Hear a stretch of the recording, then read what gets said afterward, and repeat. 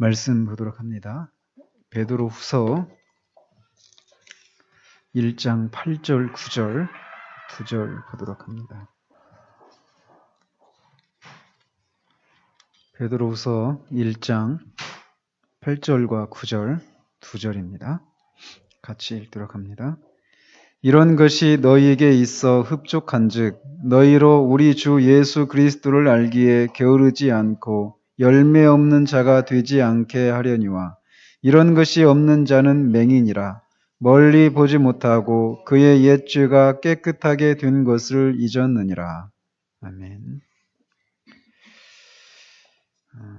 그 5절, 7절을 한번 저부터 읽어드리면 그러므로 너희가 더욱 힘써 너희 믿음의 덕을, 덕의 지식을, 지식의 절제를, 절제의 인내를, 인내의 경건을, 경건의 형제의 우애를, 형제의 우애의 사랑을 더하라. 그러고 나서 8절, 9절이 이어지는 겁니다. 이제 그 내용들을 이렇게 살펴보면서 뒤에서 더 말씀드리도록 합니다. 오늘은 전류역정 28과 0을 분별하라 입니다. 이대로 가면 아마 올해 11월 정도 되면 이제 전류역정이 끝날 것 같습니다. 보시면 우리가 지금 계속 성실과 수다쟁이, 크리스천 이 세 사람 간의 그런 대화, 특별히 성실과 수다쟁이와의 그런 대화인데 지난주에는 이 수다쟁이의 정체를 이 크리스천이 성실에게 얘기해주는 그런 장면을 우리가 살폈습니다. 이제 그런 얘기를 다 듣고 나서 성실이 이제 대답하는 장면입니다. 이제 말하는 것과 행동하는 것은 별개인 것을 깨달았습니다. 이제부터 이런 구별에 더욱 주의해야겠습니다. 그러자 크리스천이 대답하죠. 참으로 말과 행동은 영혼과 육체가 서로 다른 것처럼 별개의 것입니다. 영혼이 없는 육신이 시체와 같듯이 행동이 따르지 않는 말도 역시 죽어있는 시체에 불과합니다. 신앙의 정신은 실천적인 것입니다. 하나님 아버지 앞에서 정결하고 더러움이 없는 경건은 고아와 과부를 그 환난 중에 돌보고 또 자기를 지켜 새 속에 물들지 아니하는 그것이니라 라고 성경에 쓰여 있지요. 그러나 이 수다쟁이는 이것을 알지 못하고 듣는 것과 말하는 것으로 좋은 크리스천이 될 수 있다고 생각합니다. 따라서 그는 자신의 영혼을 속이고 있습니다. 듣는 것은 단지 씨를 뿌리는 것이고 말하는 것만으로는 진실로 마음과 삶 가운데 열매가 있다고 증명하기에 불충분합니다. 1번에 이렇게 보시면 진정한 구원의 믿음은 항상 무엇을 동반합니까? 이렇게 묻고 있습니다. 근거 구절로 로마서 1장 5절을 제시하고 있죠. 그로 말미암아 우리가 은혜와 사도의 직분을 받아 그의 이름을 위하여 모든 이방인 중에서 믿어 순종하게 하나니 이렇게 말을 하고 있습니다. 그러니까 진정한 구원의 믿음에는 항상 뭐가 동반된다는 거예요? 순종이라고 하는 것이 동반된다라는 것입니다. 그러니까 왜 그러느냐? 이 복음을 믿는다. 예수 그리스도께서 하신 일들, 그가 어떤 분이신가? 이런 얘기를 듣잖아요. 또 그 복음의 핵심이 그런 얘기잖아요. 그리스도가 어떤 분이신가? 십자가에 죽으셨던 그분이 어떤 분이셨는가? 하나님의 아들이셨다. 참 인간이셨다. 한 인격의 두 본성을 가지신 그런 분이셨다. 그런데 그분이 왜 십자가에 달려서 죽으셨는가? 바로 우리들의 죄 때문에 그렇다. 그분은 우리 대신에 그렇게 하나님의 진노를 받아서 십자가에 죽으셨다. 그래서 그를 믿는 자마다 십자가에서 예수님이 다 치르신 그 죄값을 자기가 치른 것처럼 여겨져서 하나님께서 그를 죄 없는 사람으로 인쳐주신다. 선포하신다. 이게 복음의 핵심이잖아요. 자, 근데 이거를 믿는다라고 할 때 이거는 단지 어떤 지적인 동의하는 게 아닙니다. 그죠? 지적으로 맞아요. 그게 맞아요. 이게 아니란 말이에요. 즉, 이 사실이 진짜로 믿어진다라고 하는 것은 우리 안에 이 성령께서 역사하셔서 이것이 진리라고 하는 것을 믿게 하실 뿐만 아니라 이 성령께서 역사하실 때 동시에 우리 안에서 어떤 일들이 일어나느냐면 이 하나님께 속한 이 성령으로 말미암아서만 분별할 수 있는 이런 것들을 분별할 수 있도록 성령께서 영적인 지각을 주시고 또 그 복음의 그 내용에 따라서 우리가 이 하나님의 뜻에 순종하며 살 수 있도록 우리 안에 그런 내면의 이 본성의 그런 본성의 변화가 일어난단 말이에요. 이런 본성의 변화를 뭐라고 한다고요? 거듭남이라고 한단 말이죠.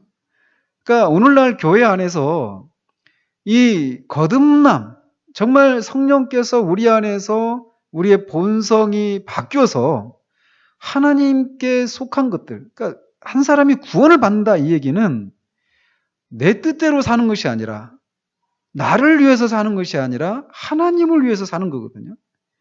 하나님을 위해서, 그리스도를 위해서 살아가는 거예요. 그분의 통치를 받는 겁니다. 그분의 전능하심을 이용해서 내 삶에 이런저런 어떤 그런 그 부요함과 풍요로움과 안락함을 누리기 위해서 그분의 힘을 끌어쓰는 것, 이게 기독교가 아니란 말이에요. 이거는 다 우상숭배입니다. 우상숭배의 동기는 뭐냐면 자기의 행복이에요. 자기가 믿는 그 신의 그 힘을 빌어서 자기가 이 땅에서 행복하고 안락한 삶을 살아가도록 하는 것. 결국 그 안락함의 정도도 사람마다 천차만별이겠죠. 그죠? 이 땅에서 내가 행복하다라고 말하는 게 어떤 사람은 뭐 돈이 막 수백억, 수천억 있어야 된다. 뭐 여러 가지로 얘기할 수 있겠죠. 사람마다 그 행복하게 되는 그 어떤 뭐 그런 것들은 다양하겠지만 어쨌든 그 근본적인 그 뿌리를 들어가 보면 나를 위해서 사는 거예요. 우상숭배의 핵심은 그겁니다. 나를 위해서 신이 있는 거예요. 그래서 그 신으로부터 호의를 얻기 위해서 어떻게 해야 됩니까? 그 비율을 맞춰야 되죠. 그래서 이 신의 호의를 얻기 위해서 순종을 하는 거죠. 그리고 그 신으로부터 어떤 액을 당하지 않기 위해서 울며 겨자 먹기로 어떤 순종의 행위를 하는 거예요. 근데 어쨌든 그 핵심은 내가 그 신을 힘입어서 이 땅에서 잘 사는 거예요. 잘 보십시오. 그 다 뭐 무당을 찾아가는 사람이든 불교 뭐 신자들이라고 하는 사람들이든 모든 종교의 우상숭배의 그 뿌리를 들어가 보면 다 그래요. 근데 기독교 안에도 이런 사람들이 많습니다. 그들의 신이 다만 하나님으로 바뀌었을 뿐이지 여전히 이 삶의 그 목표는 뭐냐? 다 자기를 위해서 살아가는 거예요. 성경에서 그래서 자기 배를 위할 뿐이다 이렇게 말을 하잖아요. 그랬던 사람이 완전히 삶의 목표가 바뀌는 거란 말이에요. 이게 구원받은 사람의 이 첫 번째 드러나는 이 어떤 현상이죠. 그래서 나를 위해서 사는 것이 아니라 내가 나를 있게 하신 하나님을 위해서 사는 거구나. 이거를 깨닫고 또 그렇게 살 수 있는, 살고자 하는 이 본성의 변화가 그 사람에게서 일어난단 말이에요. 그래서 진정한 구원의 믿음을 소유한 사람들의 특징은 뭐냐면 그 하나님을 위해서 살고자 하는, 그 하나님의 뜻에 순종하려고 하는 이 모습이 나타난단 말이죠. 그래서 옛날에는 어떻게 이 하나님의 뜻에 순종하며 사는가? 막 숨이 턱턱 막혔죠. 그리고 자기가 할 수 있는 내가 이 정도까지는 내가 순종할 수 있다. 이렇게 딱 어떤 한계를 설정해 놓고 이렇게 살았었단 말이에요. 그런데 설령 그렇게 못 살고 있다 하더라도 그 사람의 중심에 들어가 보면 어떻게든지 하나님의 뜻대로 살려고 하는 이런 마음이 본성의 변화들이 일어나는 거예요. 그러면서 그렇게 살지 못하는 것 때문에 애통해하고 살 수 있는 힘을 달라고 기도하고 간구하는 이런 것들이 있게 되는 거죠. 그죠? 왜? 그 기도를 통해서 성령의 능력을 힘입어야 되니까. 그러니까 이게 그냥 우리가 기도회에 나와 있지만 성경 공부에서 이제 기도회를 하는데 기도라고 하는 것이 그런 면에서 우리의 신앙생활에 있어서 이게 그냥 한 어떤 신앙의 행위, 어떤 그런 요식 행위, 어떤 신앙생활의 어떤 한 구성 요소가 아니란 말이에요. 이것이 없으면, 성령의 능력을 힘입지 않으면 순종의 삶을 살 수가 없기 때문에 이건 기도는 이건 진짜 필요한 거예요. 영혼의 호흡이라고 하잖아요. 그래서 우리가 육체 호흡을 그냥 필요할 때만 호흡하면 안 되잖아요. 항상 필요하다는 말이죠. 어쨌든 진정한 구원의 믿음은 이렇게 항상 순종을 동반하게 되어 있습니다. 자, 계속 근데 이제 보시면 그런 얘기 하잖아요. 신앙의 정신은 실천적인 것입니다. 이렇게 얘기를 하고 있어요. 그러니까 행함이 없는 믿음은 죽은 것이다라고 야고보가 말하잖아요. 그러면서 계속 이어서 말하는데 1장 27절 이렇게 말을 하고 있어요. 하나님 아버지 앞에서 정결하고 더러움이 없는 경건은 이라고 말하면서 그 내용을 한번 보십시오. 고아와 과부를 그 환난 중에 돌보고 또 자기를 지켜 새 속에 물들지 아니하는 그것이니라 얘기하고 있어요. 그러니까 이 경건의 내용이 두 가지죠. 크게 두 가지로 나눌 수 있죠.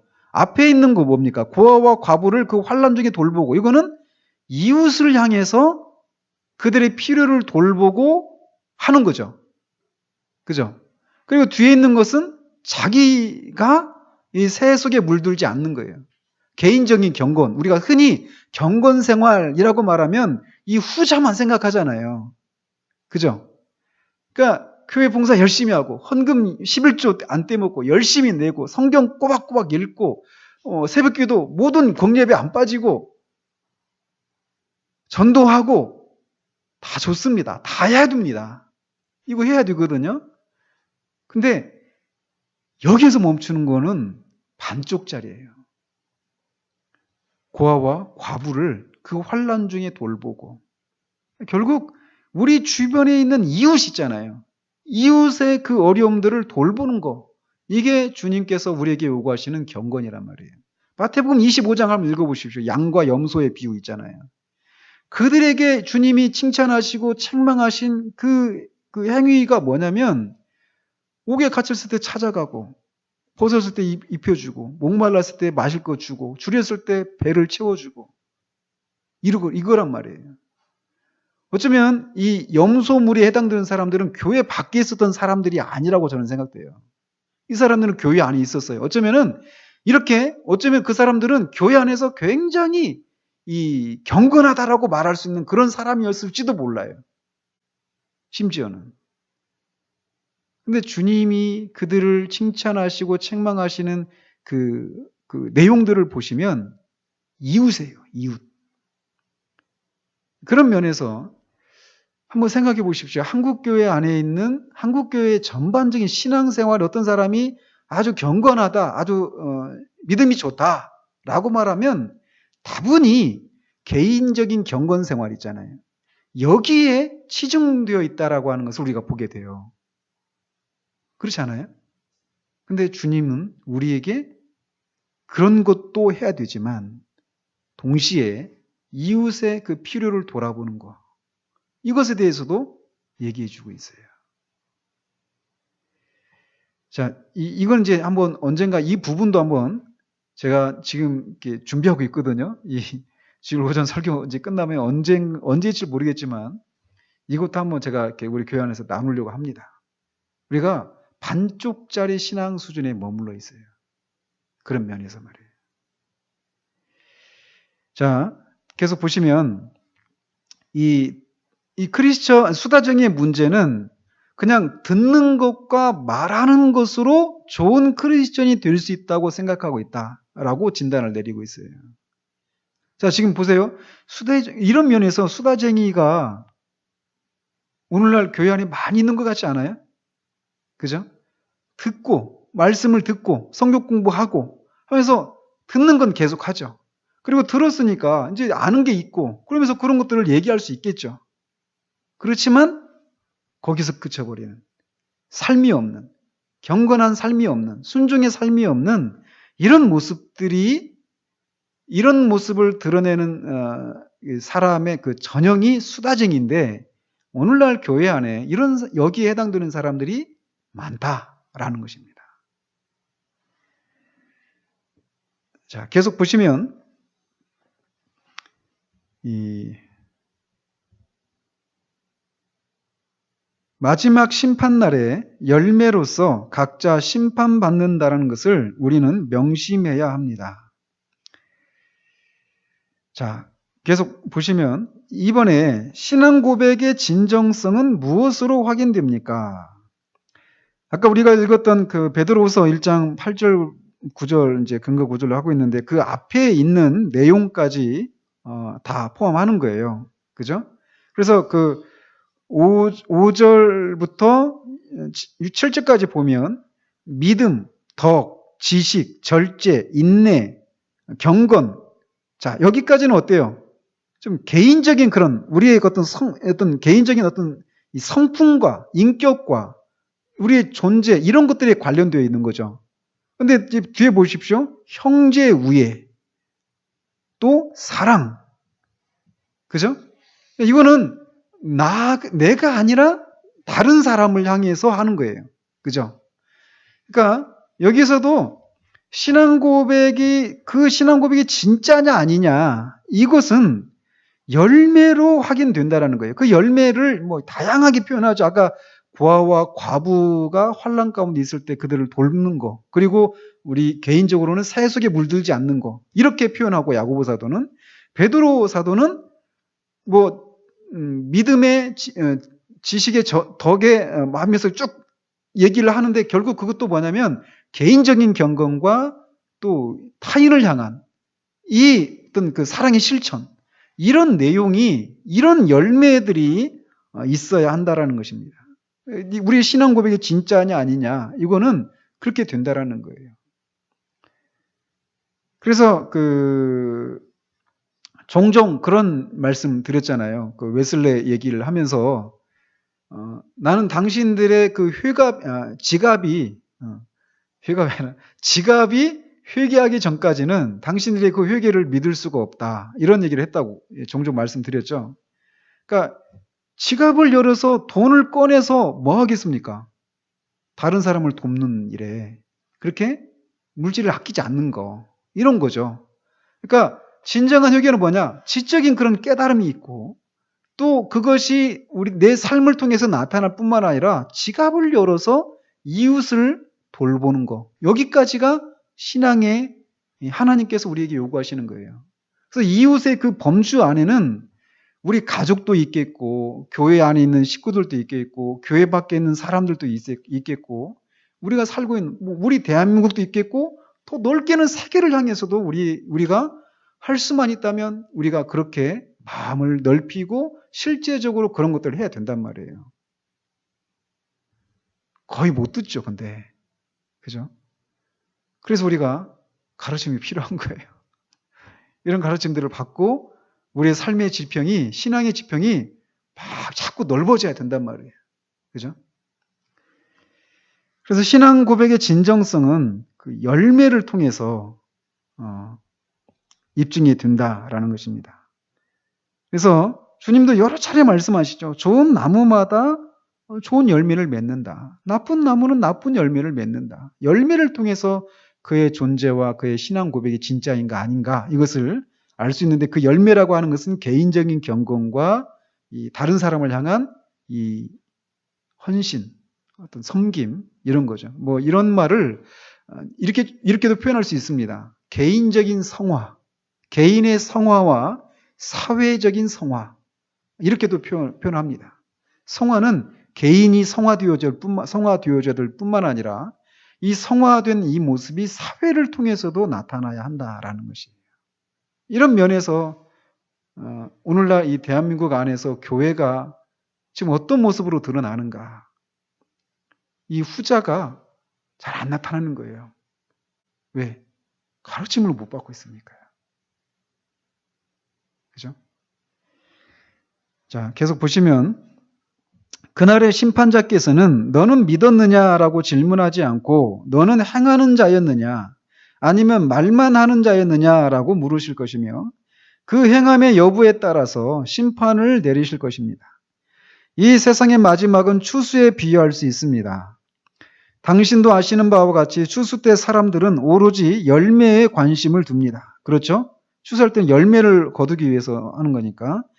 그렇다고 믿음에 속하지 않은 것이 받아들여질 수 있다는 것은 아닙니다. 제가 이것을 말씀드리는 것은 당신에게 수다쟁이의 고백이 마지막 날에 얼마나 헛된 것인가를 보여주기 위한 것입니다. 3번에 수다쟁이의 특징은 고백은 있지만 행위가 없는 것입니다. 행위를 동반하지 않는 고백만을 하던 자들의 최후는 어떻습니까? 마태복음 7장에 아름다운 열매를 맺지 아니하는 나무마다 찍혀 불에 던져지느니라. 이러므로 그들의 열매로 그들을 알리라. 결국 열매를 맺지 못하면 찍혀서 불에 던져져야죠. 우리 지금 여기 이 나무가 지금 죽어가고 있어요. 아무래도 이 죽음 같아 이게. 곧 버리려고 그래요. 원래 열매도 맺지 않는 나무이기도 하지만 나무가 존재하는 이유는 열매를 맺기 위한 것인데 그렇게 하지 못하면 찍혀서 불에 던져질 뿐이죠. 그래서 결국은 이것은 이제 마지막 날에 심판에 처하게 된다라는 것이에요. 그죠?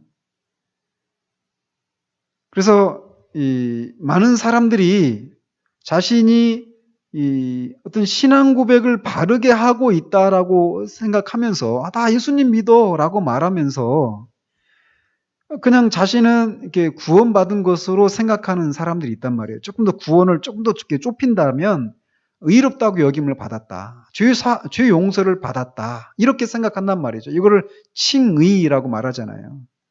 근데 칭의와 우리가 실제로 거룩해져 가는 것, 주님을 닮아가는 것, 이것은 뗄래야 뗄 수가 없는 거란 말이에요. 우리가 의롭게 여겨지는 것, 그 순간부터 이미 성화가 시작된다고 우리가 배워왔잖아요. 그죠? 그러니까 그렇게 주님을 위해서, 하나님을 위해서 열매를 맺을 수 있도록 우리를 구별시켜 놓는 것, 이게 바로 성화란 말이에요.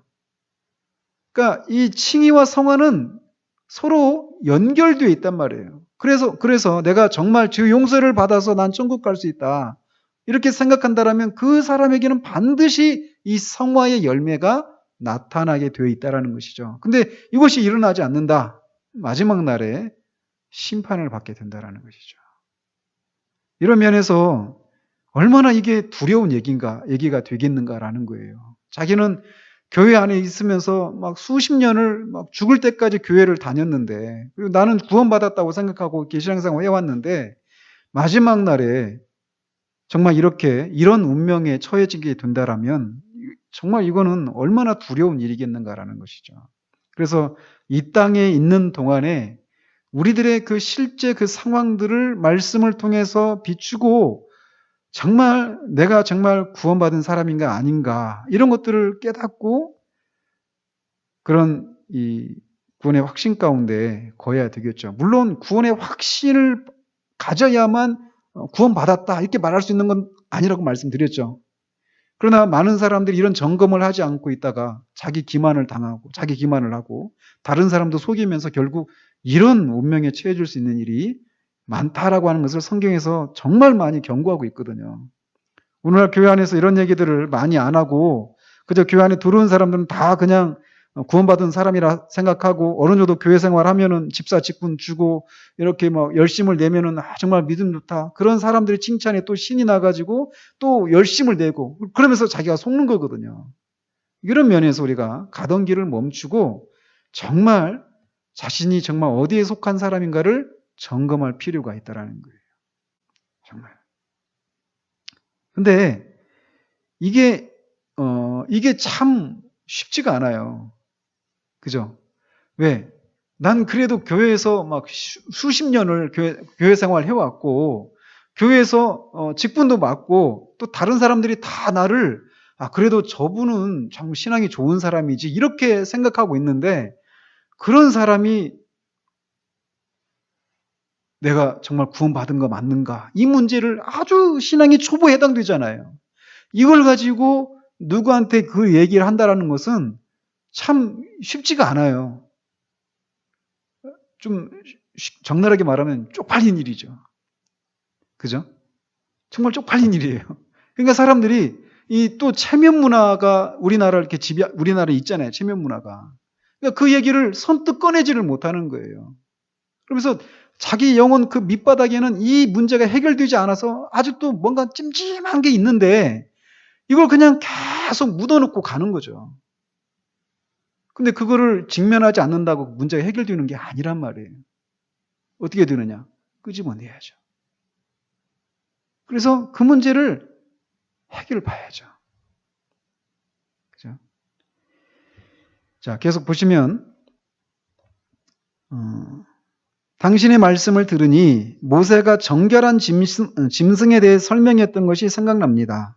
레위기 11장과 신명기 14장에 정결한 짐승 또 부정한 짐승 이런 것들이 나오거든요.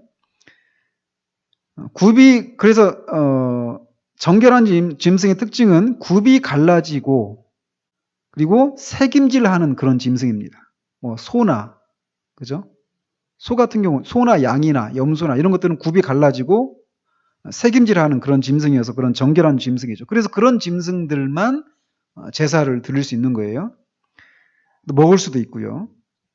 그렇지만 굽만 갈라져 있다든지 또는 굽은 갈라져 있는데 새김질은 못한다든지 이러면은 부정한 그런 짐승입니다. 그래서 약사 되토 제가 막 그 입시 그 시험 준비하면서 그렇게 막 외웠거든요. 약사 되토 약대와 사반과 돼지와 토끼 그렇게 외워야 외워져요.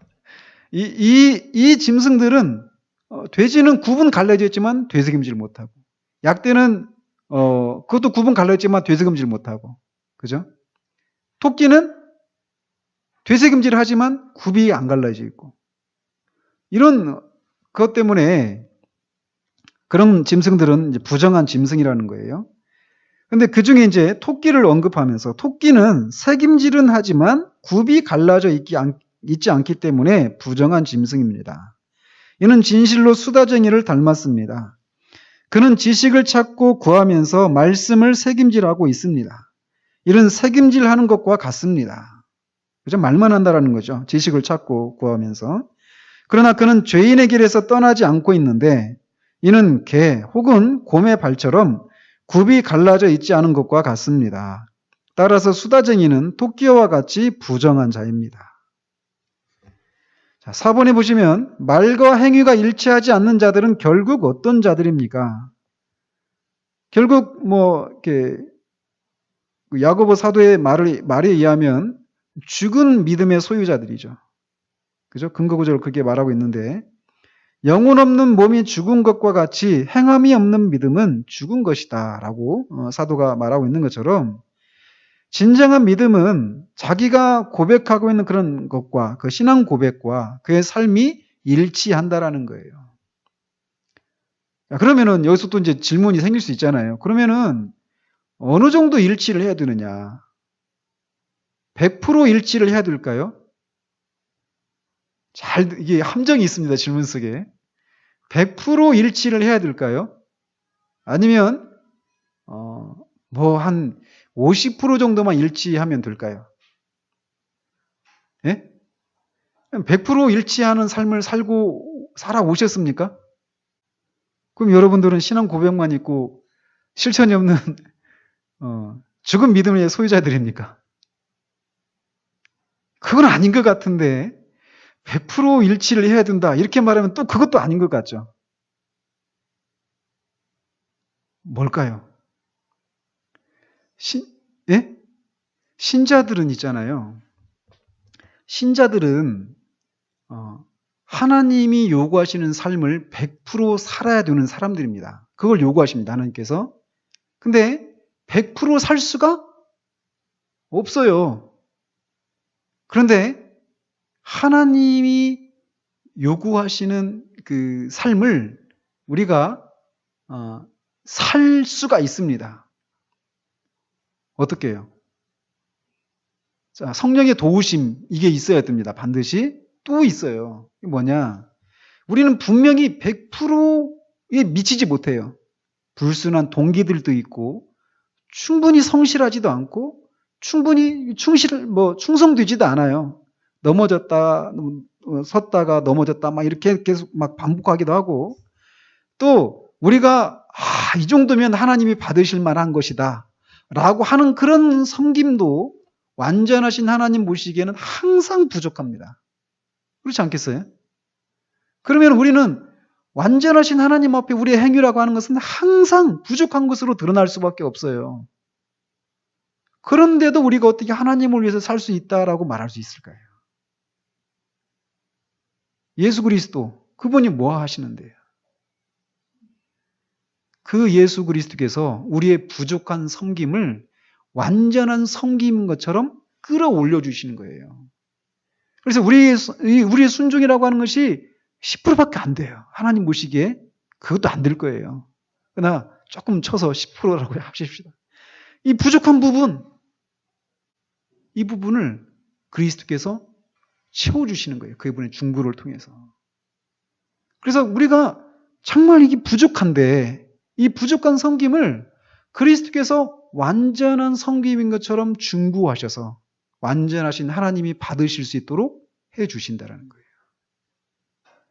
그래서 신자는 하나님을 위해서 살 수 없는 사람이면서도 동시에 살 수 있는 사람이다. 이게 신자의 정의예요. 그래서 살 수 없는 우리의 현실을 지내서 애통해하고 그래서 성령의 능력을 막 구하는 그런 모습이 있는가 하면 부족한데도 그리스도의 중보를 통해서 하나님이 받으신다라고 하는 이 확신이 있어서 하나님 앞에 자유함이 있는 거예요. 그래서 이 애통함과 그 자유함에서 오는 그 기쁨이 서로 충돌을 일으키는 것이 아니라 절묘한 조화가 있는 거예요. 이게 성도의 신자의 그리스도인들이 누리는 자유함이에요. 내일 카페에 가셔서 존 칼빈의 그리스도인의 자유 제가 올려놓은 게 있는데 그 한번 계속 토끼처럼 새김질 한번 해보십시오. 그러면 그 안에서 말할 수 없는 그런 자유함을 막 은혜를 누려요.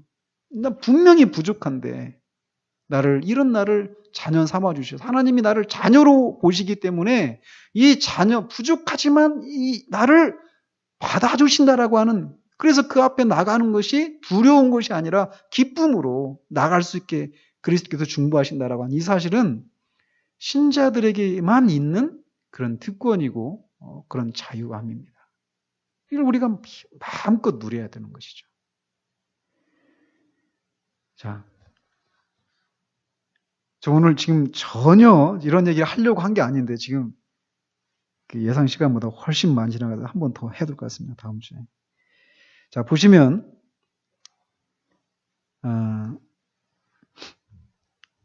그런 성실이 이제 그렇게 레위기 11장과 신명기 14장을 그렇게 이제 해석을 하니까 이제 그리스도는 또 대답을 합니다. 당신이 말씀하시는 것을 들으니 잘은 모르지만 당신은 그 본문의 참된 뜻을 이해하신 것 같은데 저도 다른 구절을 추가로 말씀드리겠습니다. 사도 바울은 말만 하기를 좋아하는 자들을 소리나는 구리와 울리는 꽹과리라고 부르면서 이것에 대해 생명 없는 것이 소리를 낸다라고 했습니다. 생명이 없다는 것은 진실한 믿음과 복음의 은혜가 없다는 것입니다. 따라서 그들의 이야기가 천사의 말과 음성 같다 하더라도 생명이 없다면 하늘에 있는 생명의 자녀들 가운데서 결코 함께 살 수 없을 것입니다. 5번에 보시면 복음을 통해서 진정으로 변화된 영혼에게 나타나는 효과는 무엇입니까? 주는 영이시니 주의 영이 계신 곳에는 자유가 있느니라. 그래서 그 복음을 통해서 진정으로 변화된 그 사람의 특징은 뭐냐면 여기서 지금 크리스천이 말하고 있는 것은 뭡니까? 변화된 사람의 특징은 생명이 있다라는 것이죠. 그죠? 그러니까 말만 하고 실천이 없는 것은 진정한 변화가 없는데 그것을 성경에서는 생명 없는 소리를 낸다 이렇게 묘사한다라고 말하고 있잖아요. 그러면은 진정한 그런 변화가 일어난 사람에게는 생명을 가진 사람의 그런 특징이 나타난다라고 말할 수 있다는 것이에요. 그래서 그 복음이 전 인격에 영향을 줘서 그런 변화된 삶이 이제 나타나게 된다는 것입니다. 그래서 생명이 있는 것은 반드시 그 생명의 특징을 나타나게 되어 있습니다. 그래서 생명을 가진 것은 밖으로 그 생명력을 밖으로 반드시 발산하게 되어 있고, 또 생명은 또 어떤 특징이 있냐면 이게 자라가는 그런 특징이 있는 거예요. 그죠? 그래서 교회를 수십 년 다녀도 도대체 안 변해요. 여기서 변화라고 하는 것이, 우리는 또 흔히 그런 얘기를 하잖아요. 저 이제 처음에는 교회도 안 다니던 사람이 교회를 나왔다. 대단한 일이죠. 그래서 이제 주일 오전에 나오는 것도 막 힘들게 겨우겨우 막 억지로 나오고, 그것도 나오는 횟수보다 빠지는 횟수가 더 많게 그렇게 나오던 사람이 이제는 이제 그 반대로 더 많이 나오고 덜 빠지고 이렇게 되다가 이제 안 빠지게 되었어요. 그러다가 오후 예배도 나오네요. 수요 예배도 나오네요. 막 이렇게 하면서 우리는 자꾸, 그리고 옛날에는 11조 하는 거 진짜 어려워하더니 이제 11조도 해. 하면서 자꾸 신앙의 외적인 것들, 이런 걸 가지고 그 사람이 신앙이 좋다, 나쁘다, 이렇게 얘기를 하잖아요.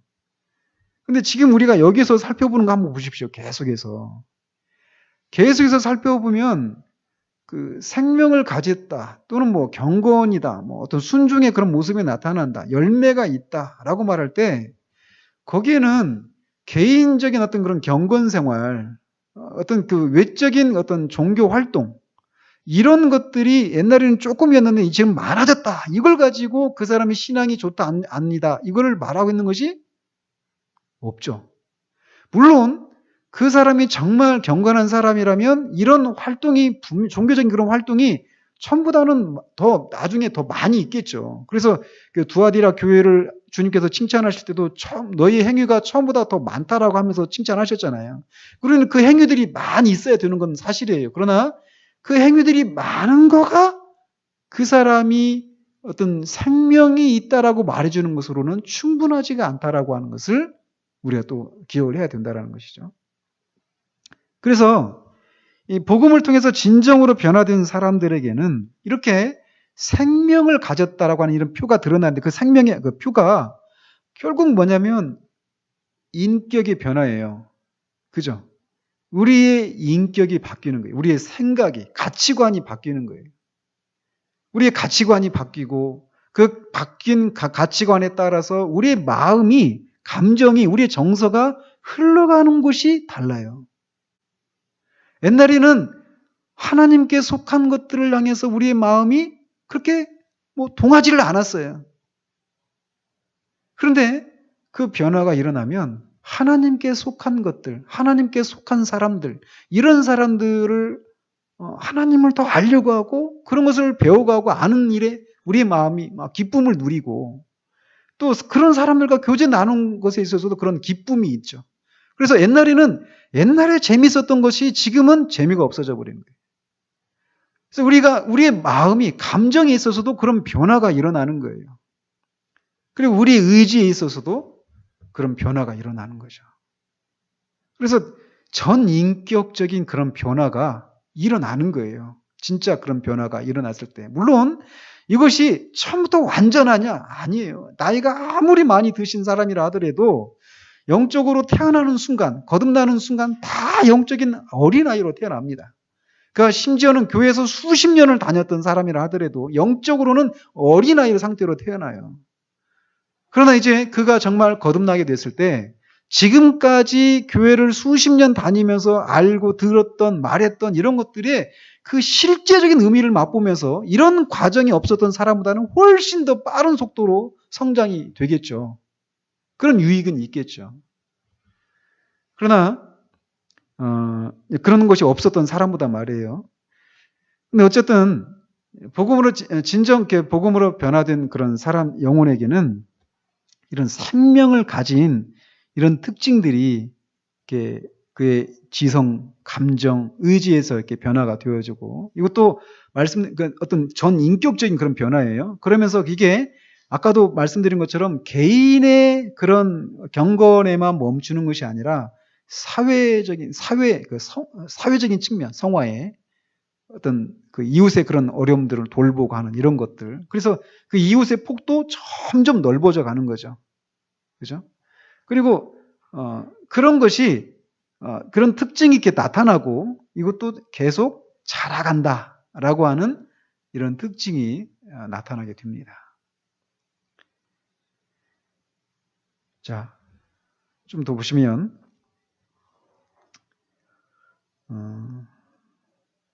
따라서 생명이 없다는 것은 진실한 믿음과 복음의 은혜가 없다는 것입니다. 따라서 그들의 이야기가 천사의 말과 음성 같다 하더라도 생명이 없다면 하늘에 있는 생명의 자녀들 가운데서 결코 함께 살 수 없을 것입니다.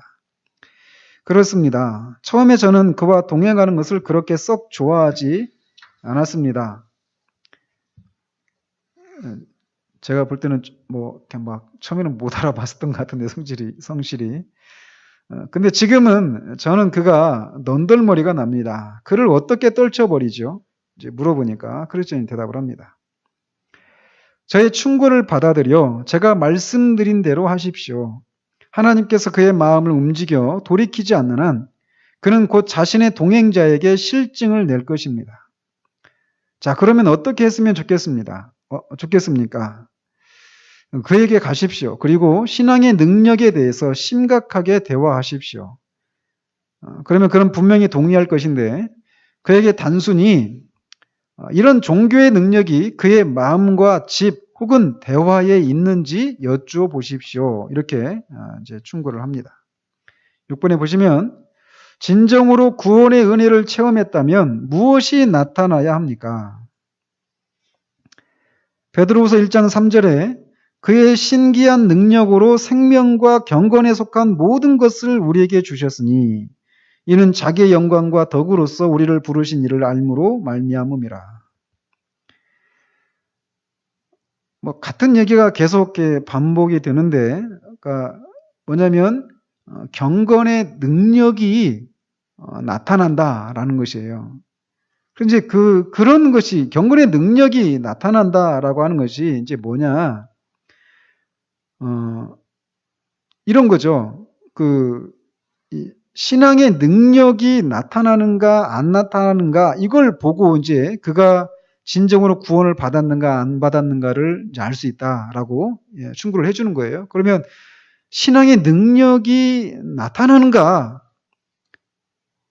이제 어디서 나타나냐고 물어보라고 하냐면 그의 마음과 집과 대화에 있는지 여쭈어보라라는 것입니다. 이게 무슨 얘기입니까? 종교의 능력이, 신앙의 능력이 그의 마음과 집과 대화 가운데 나타난다. 이 얘기는 그가 항상 집에 있든지 어디 있든지 간에 어때요? 이 신앙에 속한 그런 내용을 얘기하는 것이 있어요. 얘기하는 것이 나타난단 말이에요. 근데 수다쟁이도 지금 얘기는 하잖아요. 근데 수다쟁이의 문제는 뭐였습니까? 예? 행함이 없죠. 근데 말하는 것도 어땠어요? 지난주 우리가 살펴본 것처럼 지금 성실이나 이렇게 만나서는 뭐 굉장히 많은 신앙에 속한 그 본질적인 내용들을 다 얘기했잖아요. 그런데 그의 집에서는, 그의 고용인들을 향해서는, 그의 자녀들을 향해서는 어땠습니까? 아니었죠. 그러니까 경건의 모양을 갖추고 있는 사람들의 모임 속에서는 이런 것들을 얘기하지만 그의 삶의 자리 가운데서는 그런 얘기를 안 하는 거죠. 그러니까 모든 사람이 그런 건 아닌데 개그맨들이 그런 얘기를 한다. 그런 경우들이 많이 있다고 하잖아요. 개그맨들이 TV 나와가지고 사람들을 웃기고 하는 이런 개그맨들이 방송에서는 막 그렇게 사람을 막 웃기고 배꼽을 빼놓고 막 하는데 집에 가가지고는 한마디 말을 안 하는 사람이 있다고 하잖아요. 그죠? 그러니까 그런 것처럼 교회에서 또는 교회에 다니는 사람들과 만날 때는 어떤 신앙의 그런 얘기들, 신앙에 속한 얘기들을 하는데 집에 가서는 그런 것이 없는 거예요. 그런 얘기들이. 그냥 신앙이라고 하는 것은 그냥 이 주일날 오는 그 가방에 우리가 들고 오는 가방에다가 성경책 놓고 교회 와서 한번 성경 딱 펴고 집에 가가지고는 그 성경을 안 읽고 그 주일날 한 번씩 성경을 들고 오니까 성경에 쌓인 그 먼지를 훅 입으로 불고 탁 이렇게 쳐서 이렇게 먼지 털고 오는 훅탁 교인이래요. 훅 불고 손으로 탁 쳐가지고 먼지 털어내고 성경 들고 오는 이런 교인들을 훅탁 교인이라고 합니다. 웃긴 얘기들이 많아요. 근데 그런 모습이라는 거죠. 그러니까 신앙은 그냥 주일날만 우리의 신앙에 우리의 삶에 영향을 미치고 나머지 주중의 삶 가운데서는 또 이 주일날마저도 교회에 있을 때만, 교회와 관련되어 있는 그런 사람들과 있을 때만 이런 신앙이 우리에게 어떤 그 영향을 미칠 뿐이지, 그리고 우리의 관심사인 것처럼 말을 할 뿐이지, 나머지 대부분의 날들 동안에는, 그리고 이 또 신앙과 교회와 관련이 없는 사람들과의 그런 모임 속에서는 이런 것들이 전혀 관심사항이 아닌, 전혀 그의 삶을 움직이지 못하는 그런 사람이라는 거예요. 그래서 그게 아니라 이 모든 삶의 자리 가운데서 교회에 나올 때만이 아니라 다른 우리가 그런 게 있잖아요. 우리가 분주하게 삶을 살다 보면은 이 하나님을 잊고 사는 경우들이 있잖아요. 그죠?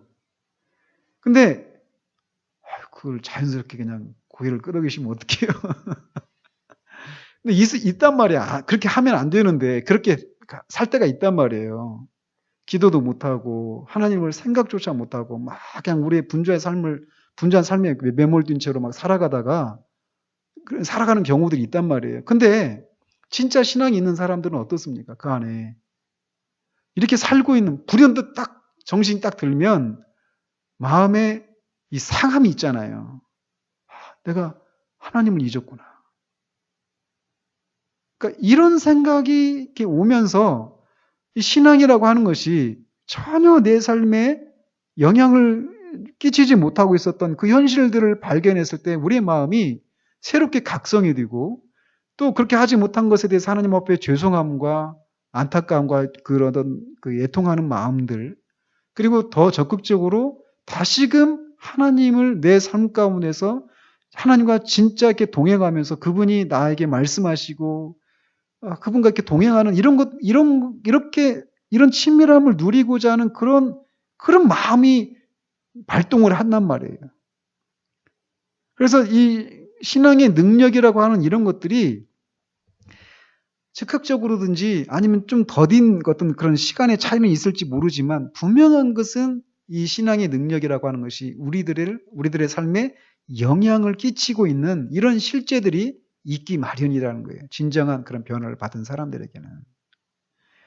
그리고 더 얘기를 한다라면 이거를 또 알아야 됩니다. 뭐냐면 어떤 사람, 그러니까 진짜 그 변화를 받은 사람들의 특징 중에 하나가 뭐냐면 영적인 사고를 한다라는 거예요. 영적인 사고. 그러니까 영적인 사고의 그 능력은 차이가 있을 수 있습니다. 그러나 영적인 사고를 한다라는 거예요. 영적인 사고를 한다는 게 뭐냐면 단지 이 수다쟁이가 우리가 지금 수다쟁이를 그냥 무시해버리기가 쉽습니다. 왜냐하면 외식하는 사람이 위선자니까. 그런데 수다쟁이 이 본인도 자신의 상태를 모르잖아요. 그죠? 그리고 성실도 이 수다쟁이를 처음에는 못 알아봤잖아요. 분별을 못 했단 말이에요. 그죠? 그만큼 뭐냐면 속기 쉽다라는 거죠. 우리가 쉽게 분별할 수 있는 게 아니라는 거예요. 그래서 이 수다쟁이의 이 모습을 보면서 그냥 쉽게, 아, 저런 사람은 수다쟁이야. 이렇게 딱 쉽게 말할 수 없는 그런 어떤 자세히 이렇게 점검하는 것이 아니면 못 알아보는 이런 모습들이 있단 말이에요. 그렇기 때문에 이 수다쟁이의 그런 모습을 우리가 쉽게 그냥 무시해버릴 수가 없는, 그래서 사람들이 속을 수 있는 이런 요소들이 분명히 있어요. 자, 그런데 어쨌든 수다쟁이는 어떤 신앙에 속한 것들을 많이 얘기하잖아요. 그죠? 근데 그런 것과 영적인 사고를 한다라고 하는 것은 다른 거예요. 이를테면 저 같은 사람이 이제 설교자가 설교에 대해서 이렇게 저렇게 얘기할 수 있습니다. 그죠? 설교가 뭐 논리적이니 어쩌니 뭐 그 논지가 뭐 교리적이니 아니니 뭐 어떤 설교에 대해서 어떤 얘기들을 할 수 있어요. 그런데 또 우리 교인들이 교회에 관한 얘기들 가장 많이 하는 게 뭔지 아십니까? 대상이 목사들이에요. 그죠? 목사님들에 대해서 많이 얘기한단 말이에요. 뒤에 가가지고 앞에서는 얘기 못하고. 제가 귀가 날마다 가려워요. 근데 그 목사님에 대한 얘기들, 교회 어떤 뭐 직분자들 얘기, 교회의 어떤 일들, 교회 어떤 행사들 다 이게 교회와 관련돼 있어요. 기독교와 관련돼 있어요. 그래서 그런 것들을 뭐 주일학교 그 교사들은 또 주일학교 아이들에 대한 얘기들 뭐 다 할 수 있습니다. 근데 영적인 분별을 못해요. 영적으로 사고를 못해요. 그런 사람이 있어요. 그 사람들은 진짜 변화를 받은 사람이 아니에요. 진짜 변화를 받은 사람들은 정도의 차이는 있지만 영적인 사고를 합니다. 그래서 영적인 사고를 해서 어떤 사건을 보면서 그것을 영적인 어떤 해석을 할 수 있어요. 그냥 자기적으로 자기 마음대로 해석하는 게 아니라 성령께서 그런 것들을 통해서 어떤 사건을 통해서 또는 말씀을 읽을 때, 설교를 들을 때, 어디 뭐 개인적인 묵상을 할 때 어떤 사건을 이렇게 보면 치르면서 그런 것들 속에서 하나님께서 이렇게 깨닫게 하셔서 그 사건을 겉으로 보이는 것이 아니라 그 속에 있는 그 진짜 어떤 그 본질적인 것들, 이런 것들을 딱 볼 수 있는 이런 시각들이 있단 말이에요. 정도의 차이는 있지만. 그리고 이런 것이 있다라고 하는 것을 또 알아먹습니다. 그런 것을. 그래서 이 어떤 설교가 정말 그게 진짜 성령께서 그 안에서 역사하셔서 그 설교자를 통해서 하나님이 나한테 말씀하신다. 이런 것이 뭔지를 알아요. 근데 똑같이 설교를 하는데 그 설교가 그냥 똑같은데 하나는 어떤 실제가 있고 하나는 어떤 실제가 없는 이런 것이 있을 수 있단 말이죠.